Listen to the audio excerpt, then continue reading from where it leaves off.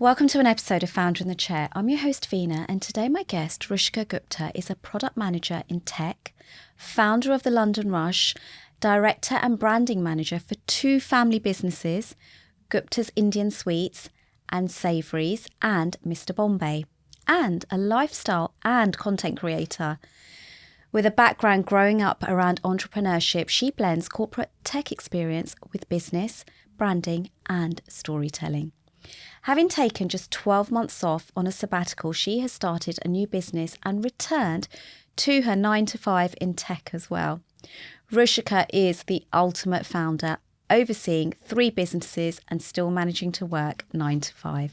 Welcome, Rushika. Hi, thank you so much for having me. Wow, how do you do so much? Like working as well? Honestly, I don't know. You just do it. Just try and get on with it. Yeah. Yeah, so overseeing 3 businesses. Yeah. And you started London Rush when? So yeah, the London Rush, I started that about a year and a half ago. So my name is Rushika. Everyone calls me Rush or Rushi. Okay. And a friend of mine came up with the idea of actually, you live in London, why don't you call it something related to the London Rush?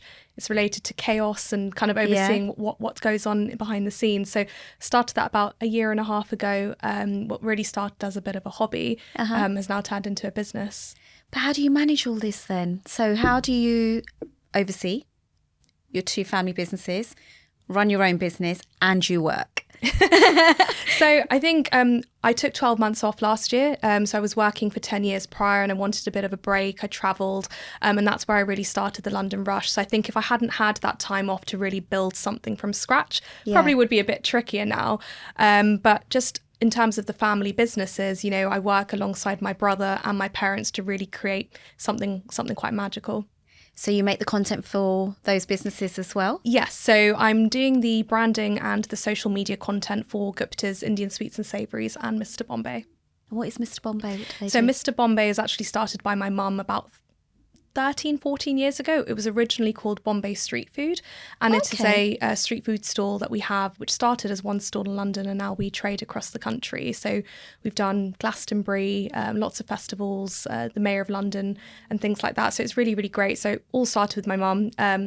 And what we wanted to do was create a brand which was really related to Bollywood and the fun and the chaos and the spices of India, and have that vibrant flair that a lot of other street food brands don't have. Yeah. So our menu is very much devised around Bollywood artists. Really? And so we've got veg and non-veg options. So it's quite a fun brand. So I support with the social media content for that. Tell me one fun name in that brand. We've got the Karina. Okay. We've got the Ashwarya. Have you? Wow. And what are they? They are the wraps that we have. So you've got a paneer wrap, we've got a chicken wrap as well. So it's great because I think when people come back, they will remember who the Bollywood actors or actresses are. So it creates that kind of brand with your customers. So did you do the branding for all of that? So my brother started off the initial branding. So it's really great. We have a whole bunch of Bollywood stars as our branding, and we wanted it to be really vibrant and full of colour. And right now I manage the social media. So that's Instagram, TikTok and Facebook. Ah, sounds interesting. I'm going to be looking that up. So you said what you do, which is the Instagram, TikTok. So do you ever have to go out to Glastonbury or look after the stands when you're out there? Do you do that as well? Sometimes. I'd say when I was younger, I definitely worked on the stands a couple of times, with my parents, or probably now less so with parents, but more so with the team that we have. But generally I'm there for content now, which is really exciting. But it can be quite tiring, but it's great because you get to have some free food on the side. Yeah, of course. And do your parents still work in the business? Yep. So they oversee everything. Probably don't spend as much time day to day on the stands, but kind of oversee all the operations and logistics. When you were growing up, Rushika, what was it like living with so many entrepreneurs? Yeah, absolutely. So my grandfather actually started Gupta's Indian Sweets and Savouries in the 70s. So he came over from India in the 50s and started it in the late 70s. And I lived with him all of my life. And it was great to kind of see how that's been passed on generationally to my father, and then obviously my mother starting a business. At times, I always thought it's a lot of work. It's quite physical. Obviously, you're running your own business. So 9 to 5 hours don't really exist when you have your own business. Yep. And I think you put in a lot more effort as well, because you're like, okay, I really want to please this client, or something doesn't quite look right. So I really loved that element of it, but I always knew it came with a lot of hard work. But it didn't scare you?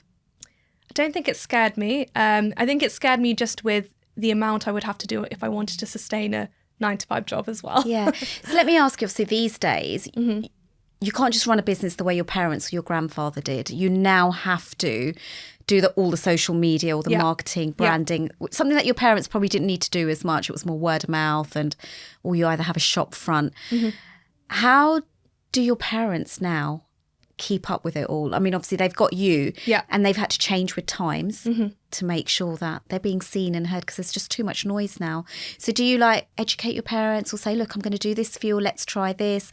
How's it taken? Absolutely. So I think, so my brother, he's 5 years older. So over COVID, he started the website for Gupta's. And that was kind of our first real push into the digital world. Because before we have 3 stores across London. And a lot of people know us just through word of mouth. And obviously, people have been coming to us since the 70s and know my family. But I think once my brother set up the website, we really started to see traction across the UK. And I think, he built that with my parents and myself kind of overseeing it. So we did learn day to day. And as time grew, my mum and I would take photos of our products every evening. So I try to get them involved in the process and they really enjoy it. Wow, I love that. Proper family business. So for someone who wants to start content creating and launching something on the side, what are the first practical steps that they should take? Yeah, so I think even if it's not content or if you want to start something from scratch, I think it's just thinking about what are you passionate about? Because I think a lot of people delve straight into something that they're not really passionate about and they won't put in enough time or effort. And what's the problem you're trying to solve? So what are you doing this for? Has anyone else done it? Who are the competitors? What is it actually trying to solve? So if people went on your page or your website, they will know immediately why you're set up as a business. So I think knowing those elements around what it actually solves will be really important. So these days, obviously, content's really important. Are you just like always making content? You're just like ready to make it? I think as a teen, I always grew up, with my phone and taking videos and photos with my friends. And I've just really, really enjoyed doing it. So I'd always loved taking videos of weddings or, friends' events and things like that. So anytime I see an opportunity for content, I always, get my phone out, have my equipment ready, and I love it. So these days, obviously, you've got to make content. You've got to be seen. You've got to be heard. If there's a lot of businesses who still won't do it because they're shy or they just don't know what to post or they don't know what app to then use. Well, what's your favourite app, for example?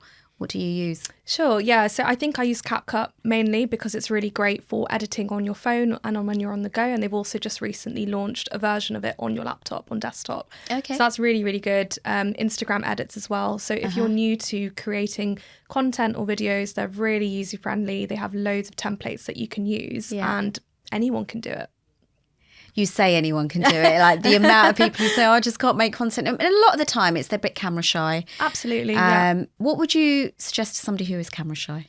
Yeah, I mean, I've been in the same boat. So I've started my own, the lifestyle page, which I've just recently started called Between the Rush. So it's kind of just between all the London rush and the chaos and everything. Yeah. And I've never really put my face to camera. So only about a month ago, I started filming myself and I was like, oh my God, this is so cringe. Don't know what I'm doing. But you know what? You just got to go for it. Yeah. And ultimately, people will share it. It will circulate, but you're doing it for yourself. You're doing it for your brand. And that's how you'll make it. Do you know, I sometimes think when people say, oh no, I don't want to do that, I feel a bit cringe. Yeah. People sometimes put so much importance on themselves. Like, people are just literally doing this. Like, sometimes they're not even seeing you. Or if they do stop, well, they've decided to stop and they're going to listen to you. So whether they think you're good or you're bad or indifferent, that's still helping your algorithm. Like, just put yourself out there. Exactly. Something's going to happen. Yeah. So, Rushika, in your rushed life, what does a realistic day in your life look like with balancing everything that you do? Sure. So I work in the city, but in the days that I work from home, it's slightly more relaxed because I'm not leaving really early in the morning. So I generally wake up around 7:30. make my breakfast and just try and figure out what's going on in the day from my actual sort of 9 to 5, which is the priority. So when I'm in 9 to 5, that's like my product manager mode.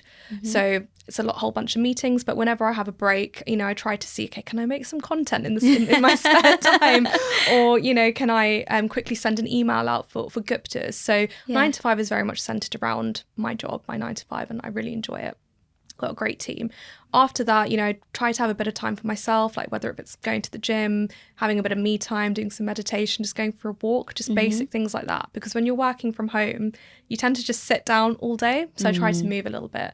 And then obviously, when you're in a family business, we all want to try and make sure that we're releasing content, or, have we made sure that we've made customers aware of a deal, or Hawley's coming up, or Diwali's coming up. So just trying to make sure that there's enough content to fill the calendar. So I work with my brother and my parents on that. Wow. So do you, once you finish work and you've been to the gym and you've done your walk, you then start working on the content? So I wouldn't say it's a daily thing. It's not by routine. I think it's more kind of based on demand or when I know things are coming up. But I really enjoy it. But I would say that sometimes it can take hours and hours. And you will be sitting, editing for a couple of hours. So what I've tried to do is now batch make a bunch of videos on the weekend. So my weekends my weekdays are just a bit more free. People underestimate how long you can sometimes just spend editing. Yeah, absolutely. You think, I've only been doing about 20 minutes. And you're like, oh my God, I've been on here like 2 hours. Yeah, exactly. Wow. Okay. So what challenges have you faced building multiple careers at once, and how did you overcome them? I think it's all to do with prioritization, and this is something that I actually deal with on my day-to-day job. When you have a whole bunch of things that you want to do and a whole list of things, you're like, oh my God, where do I start? So I just do something very basic, just write everything down, Excel, plain black and white paper, and just put everything down on a list and prioritize it, because you can't mentally and physically do everything in one day. So for example, if I know that a deal is going out for Guptas, I'd make sure I'd make the email. Or if I've just done a wedding shoot for London Rush, the clients want that straight away, so I prioritize that. So I think it's just making sure that you're prioritizing the work accordingly, but also taking time out for yourself. Because I've definitely had evenings where I've spent editing for like 5 or 6 hours. And I'm like, okay, this is ridiculous. So I make sure I try and have some plans after work with friends, or with family.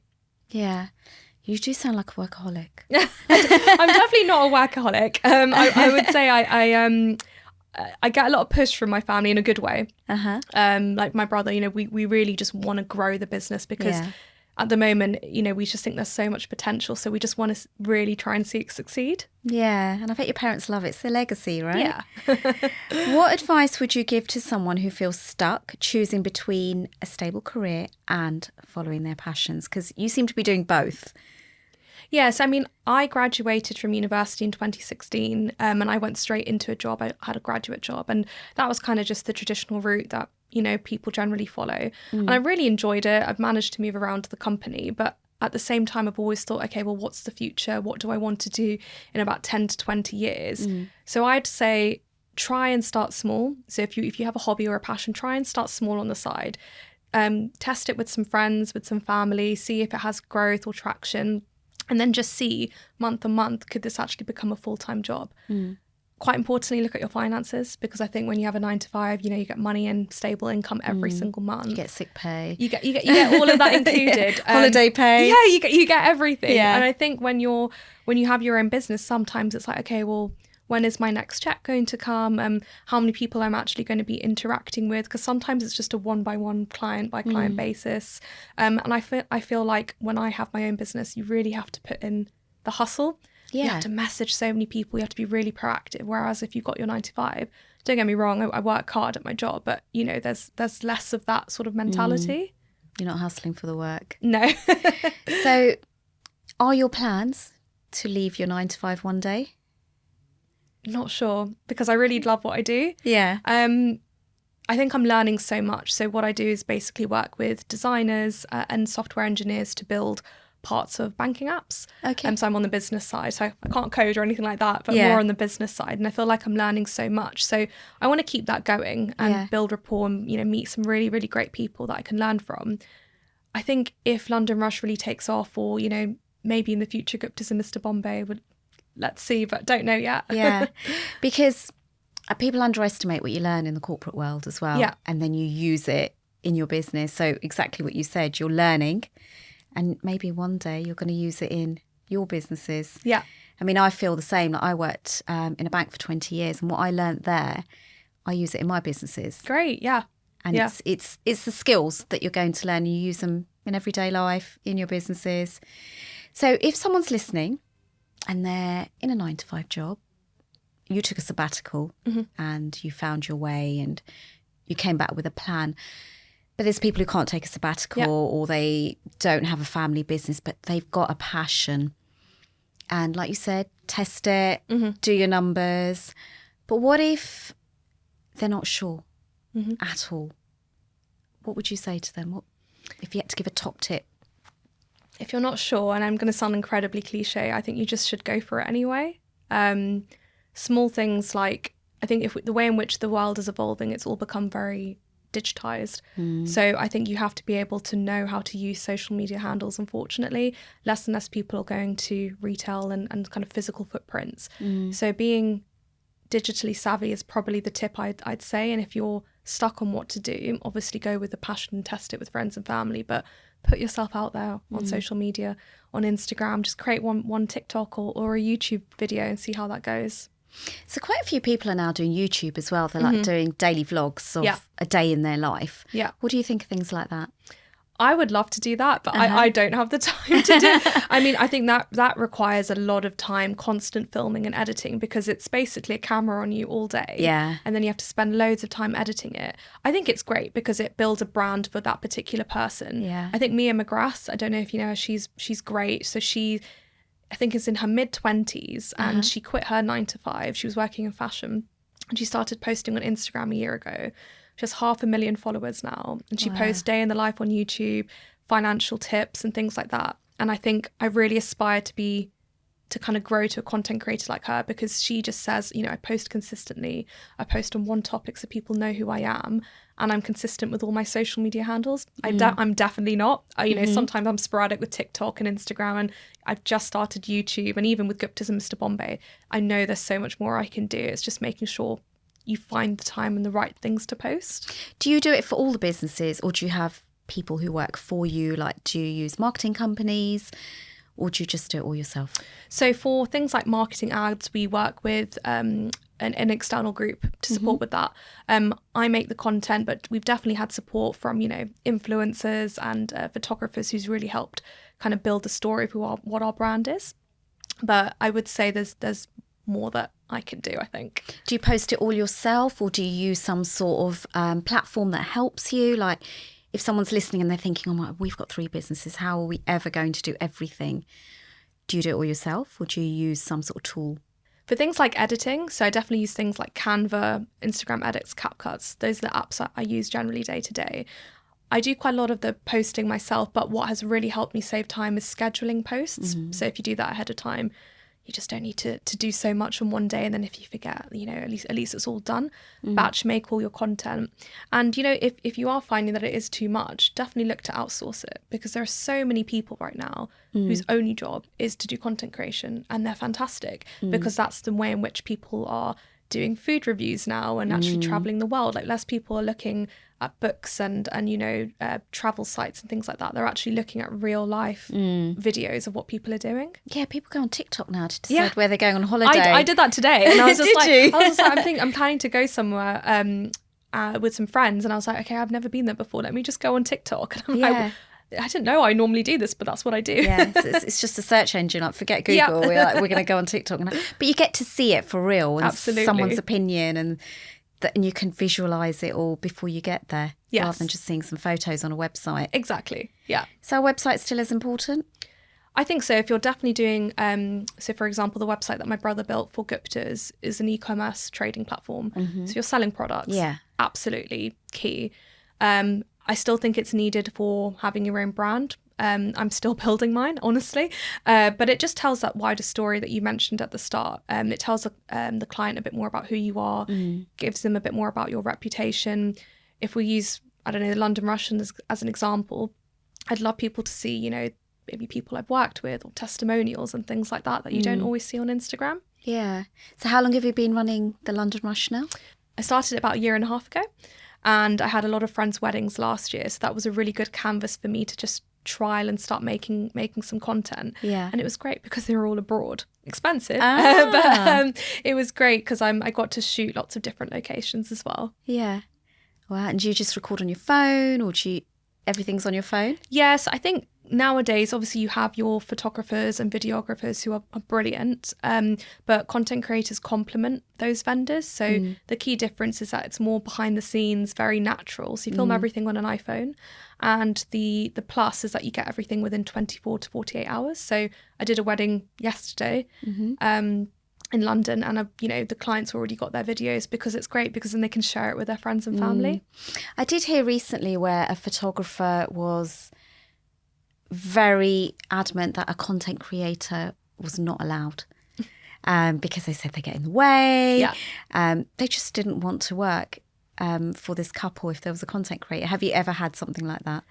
Personally, no, which is good, but I can understand the challenges behind that, because at the end of the day, photographers and videographers, that's kind of like the traditional vendor that you would go with. And people are thinking, well, why is it important to film on an iPhone? I think the most important thing is to work with the event planner or the wedding planner, understand who they are, make sure you don't get in their way, and kind of just be on the side to support and get those angles. Because the last thing you want to do is also take away someone else's job, what they're there to do. Yeah. Yeah, no, I get it. And it was, when I heard this, I was like, I get it. And I guess they've just had an experience where the content creator probably just got in the way. Got in the way a lot, and they were like, in their shot. But I get it. Everyone's trying to get their shot, right? Exactly. Yeah. So moving forward, what does it look like for you this year? What are you going to be doing? For London Rush, or just everything that you do? Like, you're a busy, inspiring lady. So I think main thing is obviously the family businesses. I'd love to grow that. My brother and I have a whole bunch of ideas that we'd love to do, growing our digital footprint, more consistent, creative, working more with press as well, and doing more opportunities like this to really get our name out there. And I think because it's a food business, it's really exciting because you can be as innovative as possible, creating some new recipes. So, for example, everyone loves our traditional barfi, but I'd love to do like a matcha barfi, or like something, I don't know, something quite different, because I'm not the biggest fan, but I think a lot of people love matcha. Yeah. So I think that's definitely one of the things I'd love to do this year, is just be a bit more innovative with all of those food businesses. And do you get your parents on social media as well? Like, do they talk about their brand, their business, how it started? 'Cause everyone loves a story, right? They're quite camera shy, but they definitely help with some of the components of putting a photo together, or if I need to do like an unboxing, I'm like, can I just borrow you, please? And they're like, okay. Oh, that's cute. Because, I have seen like where you'll get the grandparents in there, you get the parents in there, and it just shows that the generations making that business work. Absolutely. So maybe we will see your parents. Maybe we will see the Guptas. Maybe, yeah. I always say, like, if we had a show Keeping Up with the Guptas, everyone would watch it, because we're like that crazy Indian family, and they were like, no, never record us, please don't do it. Oh, wow. That could be an idea. Could be an idea. Yeah, you could put that on YouTube. Or a TikTok. Or a TikTok, yeah. Oh, I love that. So we're going to look forward to some new barfi. Maybe a matcha one. Crossed, yeah. And the London Rush, how do we get hold of you if somebody wanted to book you? Absolutely. So Instagram is my main platform. So my handle is @thelondonrush. So I have an email. There's a form online as well, or just simply DM me. I'm available via all of those avenues. So you said your main place is Instagram. Yeah. What about places like TikTok? Yeah. What do you feel? Facebook? Yeah, so I think for TikTok, I'm still building my profile. I would say it's more, I think I use TikTok generally just for lifestyle, but I need to get on there. That's one of the things I'd love to do this year, to just get more people aware of what I do, because the reach is significantly higher. It is, but I do feel for me and my businesses, I feel like I get a bit lost in TikTok. Like, there's just too much. Yeah. Whereas on Instagram, people are just a little bit more intentional, and they talk to you. Yeah. But they'll follow you on both, but they'll talk to you on Instagram. I mean, that's just what I find in my business. Yeah, I definitely see that. I think the reach is better on TikTok, but I generally get more inquiries via Instagram. So I think maybe that's just the way the algorithm works. You've just got to be everywhere, right? You've just got to post it everywhere and hope for the best. Exactly. Thank you so much, Rushika. It's been lovely hearing your story. Much. Thank you for having me. Thank you.